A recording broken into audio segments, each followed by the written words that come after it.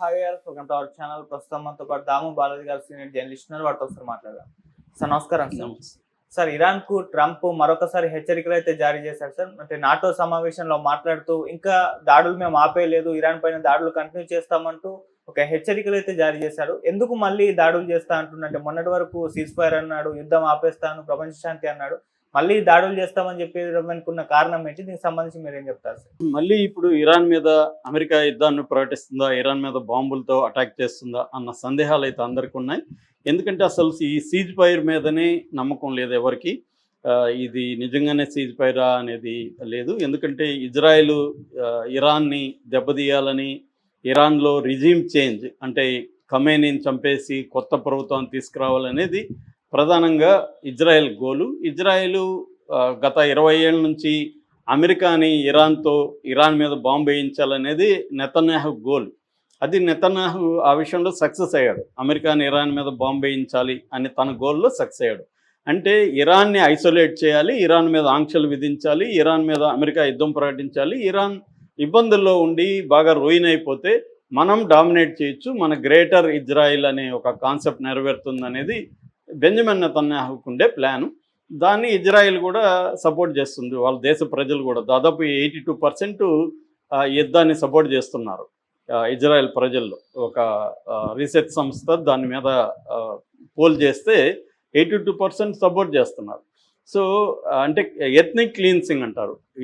పాలస్తీనా ప్రజలను, ఇజ్రాయెల్లో ఉన్న వాళ్ళని కావచ్చు, లేకపోతే గాజాలో ఉన్న వాళ్ళని కావచ్చు, లేకపోతే వెస్ట్ బ్యాంక్లో ఉన్న వాళ్ళని కావచ్చు, వీళ్ళందరినీ తరిమేయాలన్న ఒక ఇజ్రాయెల్ పాలసీని ప్రజలు కూడా అక్కడ సపోర్ట్ చేస్తున్నారు.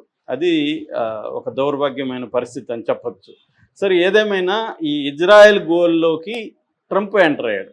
మామూలుగా అయితే ట్రంప్ యుద్ధాలకు వ్యతిరేకం. యుద్ధాలంటే నిరంతరం యుద్ధాల్లో ఉండి వియత్నాంలు కావచ్చు, ఇరాక్ కావచ్చు, ఆఫ్ఘనిస్తాన్ కావచ్చు, వీటి వల్ల అమెరికా చాలా నష్టపోయింది. చైనా సైలెంట్గా డెవలప్ అవుతూ వెళ్తుంటే అమెరికా యుద్ధాలతో మునిగిపోయి నష్టపోయింది అనేది అమెరికన్స్ మెజారిటీ అభిప్రాయం కూడా. దాన్ని ట్రంప్ క్యాచ్ చేసి 2016 ఎలక్షన్ క్యాంపెయిన్లో యుద్ధాలకు వ్యతిరేకంగా మాట్లాడాడు. నేను ఈ స్టూపిడ్ ఇరాక్, ఆఫ్ఘనిస్తాన్ వార్లు వల్లనే జరిగిందనేది ఆయన బలంగా తీసుకెళ్ళాడు. జనం కూడా ఆయన మాటలు నమ్మారు. యుద్ధాల వల్ల మనకి అమెరికాకి ఉపయోగం లేదు అనేది జనాలకు కూడా ఉంది. దాన్ని సపోర్ట్ చేసి ఆయన గెలిపించారు. ట్రంప్ గెలిచినాక కూడా ఇప్పటి వరకు, అప్పటి 4 ఏళ్ల పరిపాలన కానీ ఇప్పుడు 6 నెలల వరకు కూడా ఇప్పటి వరకు ఆయన పెద్దగా యుద్ధాల్లోకి వెళ్ళలేదు. ఒక ఐసిస్కి సంబంధించిన లీడరు అబూబకర్ బగ్దాదీని 2019లో చంపించడం, తర్వాత IRGC Iran Islamic Revolutionary Guard Corps commander Qasim సులేమానీని 2020 జనవరిలో చంపించడం, హౌతీల మీద ఒక 45 రోజుల పాటు యుద్ధం జరిగింది. తర్వాత ఒప్పందం కూడా, వాళ్ళకి కూడా శాంతి ఒప్పందం, సీజ్ ఫైర్ అగ్రిమెంట్ జరిగింది. ఈ 3 తప్ప ఇప్పటి వరకు ట్రంప్ ఎక్కడా కూడా యుద్ధాల్లోకి అమెరికాని తీసుకెళ్ళలేదు. సో కానీ ఇప్పుడు సడన్గా ఇజ్రాయెల్ ఇన్ఫ్లుయెన్స్తో, ఎందుకంటే నేను నిన్న కూడా చెప్పాను, ట్రంప్ అల్లుడు జేరెడ్ కుష్నర్ అతను ఇజ్రాయెల్లో పెట్టుబడులు పెట్టున్నాడు. ఇజ్రాయెల్ ప్రధానమంత్రి బెంజమిన్ నెతన్యాహు వెరీ క్లోజు. ఎవరో చెప్తున్నారు వాళ్ళ ఇంటికి వెళ్తే కుష్నర్ తన బెడ్రూమ్ ఇతనికి ఇచ్చి ఇతను వెళ్ళి ఎక్కడో వేరే చోట పడుకుంటాడు, అంత ఇంపార్టెన్స్ ఇస్తారు బెంజమిన్ నెతన్యాహుకు వాళ్ళ ఫ్యామిలీ అని చెప్తున్నారు. మరోపక్క అమెరికాలో ఏపాక్ అని ఉంటుంది, American Israeli public accounts committee అని. అది దాంట్లో ఒక 70,000 మంది ఉంటారు. టాప్ 10 బిలియనీర్స్, జూ బిలియనీర్స్ అంతా కూడా దాంట్లో ఉంటారు. వాళ్ళు ఇన్ఫ్లుయెన్స్ చేస్తారు. అట్లాగే క్రిస్టియన్స్ యునైటెడ్ ఫర్ ఇజ్రాయెల్ అనే ఇంకొక బలమైన లాబీ సంస్థ ఉంది. దాంట్లో 1,00,000 మంది పైన ఉంటారు. వీళ్ళంతా కూడా ఇజ్రాయెల్కి అనుకూలంగా అమెరికన్ పాలసీల్ని ఇంప్లిమెంట్ చేస్తుంటారు. అట్లాగే సౌదీ గ్రూప్ అంటారు. సౌదీ అరేబియా కూడా అమెరికాలో అమెరికన్ మిడిల్ ఈస్ట్ పాలసీని ఇన్ఫ్లుయెన్స్ చేయడానికి ట్రై చేస్తుంటారు. అందుకనే ఎవరో అన్నారు, ఒక మేధావి, అమెరికాకి మిడిల్ ఈస్ట్ పాలసీ అనేది ఏమీ లేదు, ఇజ్రాయెల్ పాలసీనే అమెరికా పాలసీ అన్నాడు. అంటే ఇజ్రాయెల్కి ఏది అవసరమో అదే అమెరికా చేస్తుంది తప్ప అమెరికాకి సపరేట్గా మిడిల్ ఈస్ట్ పాలసీ లేదనేది దీని మీద ఒక ఎక్స్పర్ట్ చెప్పాడు. చూశాను నేను ఇంటర్వ్యూలో. అలాగా ఇప్పుడు నిజానికి ట్రంప్కి యుద్ధం ఏం అవసరం లేదు. ఇరాన్లో బాంబు ఉంటే ఏంటి, బాంబు ఉండకపోతే ఏంటి? ట్రంప్ దగ్గర 5400 న్యూక్లియర్ వార్ హెడ్స్ ఉన్నాయి, సెకండ్ హైయెస్ట్. ఫస్ట్ వచ్చి రష్యా 6000 దాకా ఉన్నాయి. సెకండ్ వచ్చి ప్రపంచంలోనే second highest nuclear war heads ఉన్న దేశం అమెరికా. దాంతోపాటు రకరకాల వెపన్స్ వాళ్ళ దగ్గర ఉన్నాయి. సో నెంబర్ 1 వచ్చి డిఫెన్స్లో అమెరికానే ఇప్పటికి కూడా. సో అలాంటప్పుడు అమెరికా ఇరాన్కి భయపడాల్సిన అవసరం ఏమీ లేదు. ఒకవేళ బాంబు ఉన్నా కూడా ఇరాన్కి ఏం భయపడాల్సిన అవసరం లేదు, ఇరాన్ పట్టించుకోవాల్సిన అవసరం లేదు. కానీ అమెరికా ఎందుకు బాంబు వేసింది ఇక్కడ వచ్చి? దాని ఏమంటారు, బంకర్ బస్టర్ బాంబు GBU 57 అనే ఒక బాంబుని B-2 స్టెల్త్ విమానాల ద్వారా తీసుకొచ్చి ఎందుకు వేసింది అంటే ఇజ్రాయెల్ కోసమే వేసింది. ఇజ్రాయెల్ది చిరకాలపు కళ అది.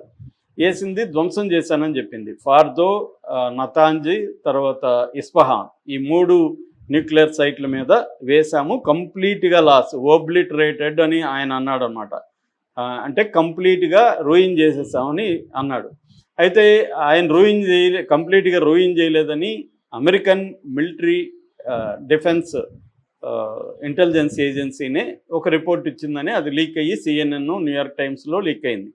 అందులో ఏముందంటే కంప్లీట్గా అవ్వలేదు, కొంతవరకు రూయిన్ అయింది, కొన్ని నెలల్లో మళ్ళీ వాళ్ళు న్యూక్లియర్ బాంబు తయారు చేయగలరు అనేది చెప్పారు. కంప్లీట్గా ఇప్పుడు అట్లాగే ఇంటర్నేషనల్ ఆటమిక్ ఏజెన్సీ కూడా నిర్దిష్టంగా రూయిన్ అయినట్టు మా దగ్గర ఏమి ఆధారాలు లేవు, వాళ్ళు తరలించినట్టయినా మేము కూడా అనుకుంటున్నామని చెప్పింది. అట్లాగే ఒక 16 ట్రక్కులు ఇది బాంబు లేకముందు, ఎందుకంటే బాంబు లేకపోతున్నామని అమెరికా వాళ్ళు ఇరాన్కి ముందే చెప్పారనేది కూడా న్యూస్ బయటకు వచ్చింది.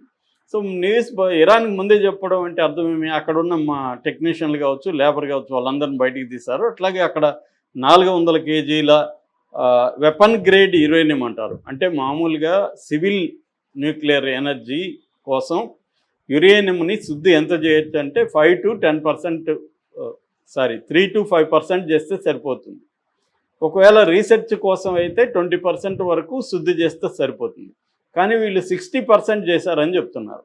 60% ఎందుకు చేశారంటే 60% నుంచి 90%కి వెళ్ళడం ఈజీ అనమాట. 90% ఉంటే న్యూక్లియర్ వెపన్స్ తయారు చేయొచ్చు.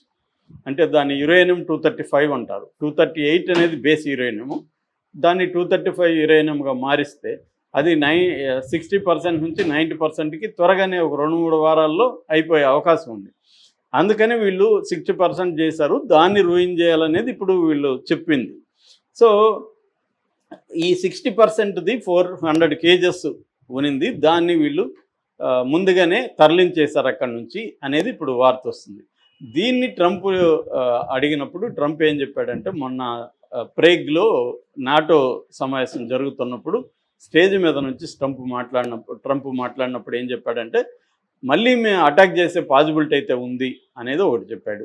2, వాళ్ళు నెక్స్ట్ వీక్ చర్చలకు వస్తారు, చర్చల్లో సమ్ అగ్రిమెంట్ మీద సైన్ చేయొచ్చు, బట్ ఐ డోంట్ కేర్, అగ్రిమెంట్లు అవసరం లేదు, ఎందుకంటే మేము నాశనం చేసేసాం, వాళ్ళకి సంవత్సరాలు పడుతుంది అని చెప్పాడు. ఇక్కడే ట్రంప్ అంటేనే వైరుధ్యాల పుట్ట. ఒక పక్కేమో నాశనం చేసేసాం సంవత్సరాలు అంటున్నాడు, మరో పక్క మళ్ళీ మొదలు పెడితే మేము దాడి చేస్తున్నాం. మళ్ళీ మొదలు పెట్టలేరని నువ్వే చెప్తున్నావు కదా, సంవత్సరాలు పడుతున్నా అంటున్నావు కదా, అదొకటి. రెండవది 2015లో ఒబామా ఉన్నప్పుడు ఒక P5 దేశాలు అంటారు, P5+ దేశాలు అంటారు. P5 అంటే పర్మనెంట్ కంట్రీస్. దేంట్లో పర్మనెంట్? యునైటెడ్ నేషన్స్ సెక్యూరిటీ కౌన్సిల్లో పర్మనెంట్గా 5 దేశాలు ఉంటాయి. UK, US, China, Russia, France, ఈ 5 దేశాలు పర్మనెంట్ దేశాలు. ఇవి కాకుండా జర్మనీ, యూరోపియన్ యూనియన్, మొత్తం ఈ 7 కూటములతో ఇరాన్ ఒక ఒప్పందం చేసుకున్నది.